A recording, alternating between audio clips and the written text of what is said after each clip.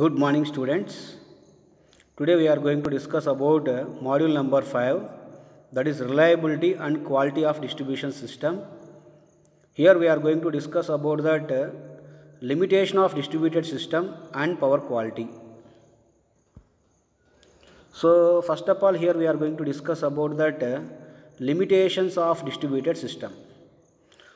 So while we are going to distribute that electrical power, that is either primary distribution system or the secondary distribution system, in primary distribution system there we have that one electrical limit has to step down the voltage like 33 kV, 66 kV, 132 kV, 220 kV, 400 kV to 11 kV, and there is no any direct connection which is given to that 11 kV for any household appliances or domestic appliances.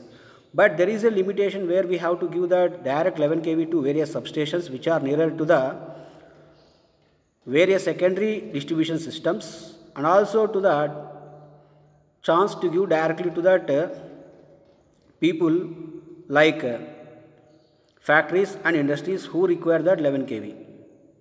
So while we designing the distribution system, the following limitations should be considered. One is called thermal limit. The first limit is called as the thermal limit, where we are going to limit the temperature which determines that limiting the load current, and hence the loading of typical system elements are set by temperature rather than mechanical loadings. I would like to give a better example in our missions laboratory also, where we have that various limits while we are going to perform that experiment. Before that, where we are going to note down that nameplate details, there we know that operating voltage, current and the temperature. In similar manner, in everywhere throughout the loads, wherever we have the load, we have to operate that load beyond the temperature. We have to operate within that safe operating limit of that temperature which is specified on that machine or motor. Therefore, the temperature determines the limiting of the load current.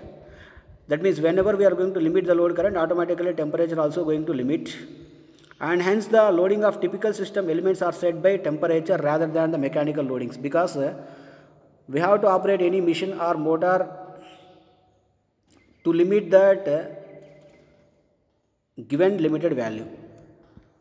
So however, we have that thermal limit as to operate the system in a safe manner, as to increase the reliability of the particular machine or motor. In similar manner, there is an economic limit, because however we are doing that any system, while we are designing the system, definitely we have to earn the economical benefits. In this scenario, if we want to earn that economical benefits, there is a need to operate the machine or the motor or any system within the limits. Heat is dissipated in the system components. This creates losses. So it leads to increase the cost, because when heat on the system which is going to increases beyond the rated value, automatically the device may get damaged and it costs to additional cost. So we have to reduce that additional cost which is cost to damage of the equipment because of the heat dissipation. So it leads to increase the cost when the cost of losses is equal to the cost of reducing the losses. That means whenever we are going to reduce the losses, automatically we are going to reduce that cost of additional equipment or replacing of that equipment. So it's said to be also called as, it is also called as economic level of loading. That means while we are going to operate any one machine or any one motor, definitely we have to operate the motor within the limit of that load in terms of its operating current. The next limit is called as voltage drop. So there should be a voltage drop while we are transferring that electrical power. Definitely, according to the design of the conductor, there should be the voltage drops. Again, if voltage drops are more, then it reduces that economical benefits. Therefore, thermal and economic limits are directly related to the magnitude of the load. So while we are transferring that electrical power, definitely there is a need to limit that transferring of current within the thermal value and within the economic limit value. Therefore, while we are designing that components like transmission wires, then its associated equipments, definitely there should be a consider of voltage drop becomes another consideration. If voltage drops are also within the limit value, no need to get any problem. Otherwise, the reliability of the equipment may get damaged. Another limit which is called as over voltages. So definitely the system which is going to operate, it is because of with various loads, because various loads are connected to the system, various loads are tapping to the system, our distribution system, either primary distribution system and secondary distribution system.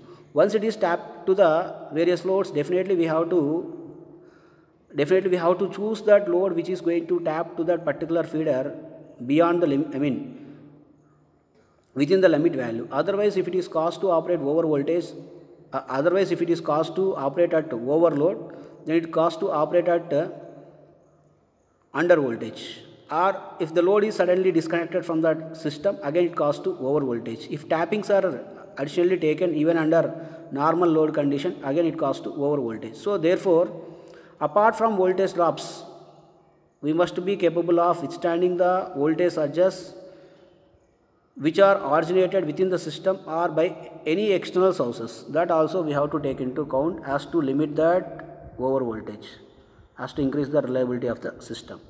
Next one is called as voltage flicker and dips.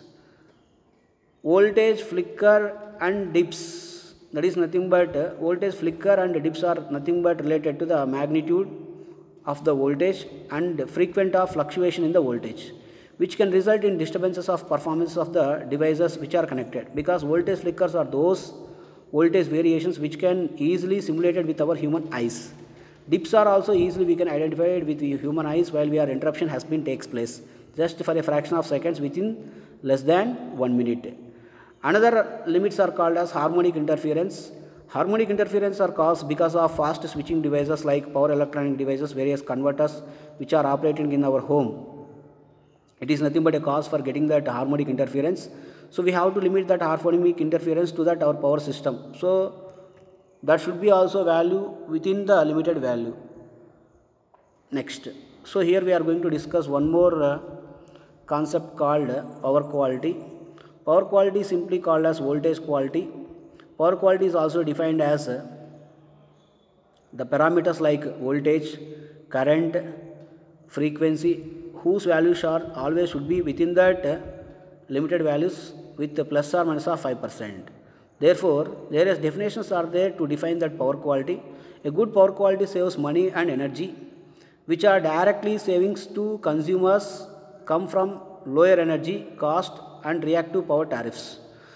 We can also define that power quality according to the customer point of view or consumer point of view as to save their equipment or as to give that long reliability to their equipment. It is also defined as one of the power quality from the consumer side.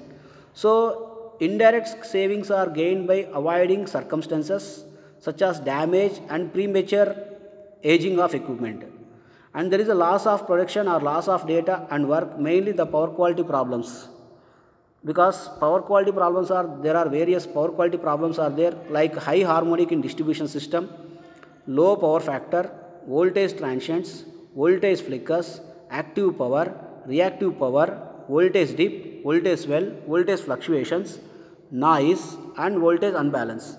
So these voltage related problems are like again they can classified as instantaneous voltage variations, momentary voltage variations, then short duration voltage variations, long duration voltage variations. So like that various power quality problems are there.